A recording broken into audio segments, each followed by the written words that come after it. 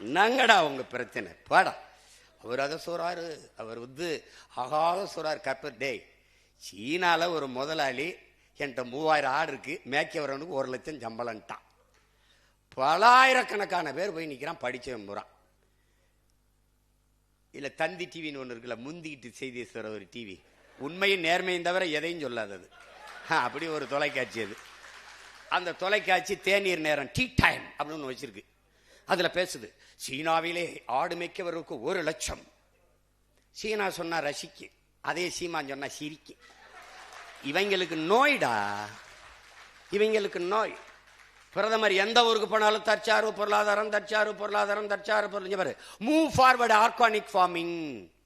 டே, இத்தனை ஊடகம் இருக்குடா இந்தியா முழுக்க. ஒருத்த மூவ் ஃபார்வர்டு ஆர்கானிக் ஃபார்மிங் ஒருத்த எடுத்து விவாதிச்சிருக்கானா? இல்ல இல்ல. அவன் அங்க போறான், இங்க போறான், ஆரம்பிக்கிறார், குச்சியை உண்டிட்டார், கட்சியை ஆரம்பிச்சிட்டார், இந்த நின்ட்டார், அந்த போயிட்டார். இது ஒரு கூட்டம்டாது.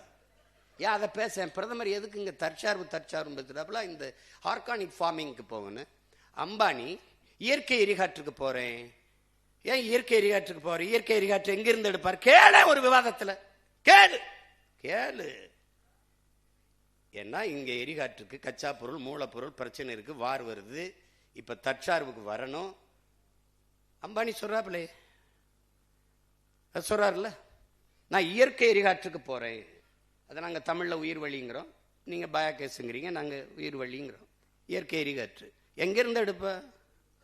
எங்கிருந்து எடுப்பா? என் மாட்டு சாணி தாண்டா வந்து நக்கணும். நீ என் மாட்டு சாணி தான் வரும். அதை நான் சொன்னா வலிக்குது, நான் சொன்னா வலிக்குது. சரி, இந்திய அரசு கழுத வழக்கு 50 லட்சம் மானியம் கொடுக்குது, அதை ஒரு தடவை போடு.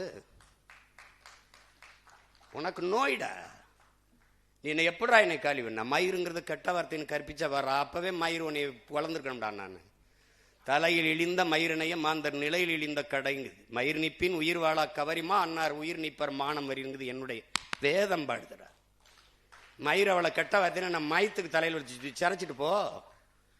கொட்டுனா போண்டிதானே, என்ன மயத்துக்கு விற்க மாட்டா, போய் நடுற 3 லட்சம் 4 லட்சம் செலவழிச்சிட்டு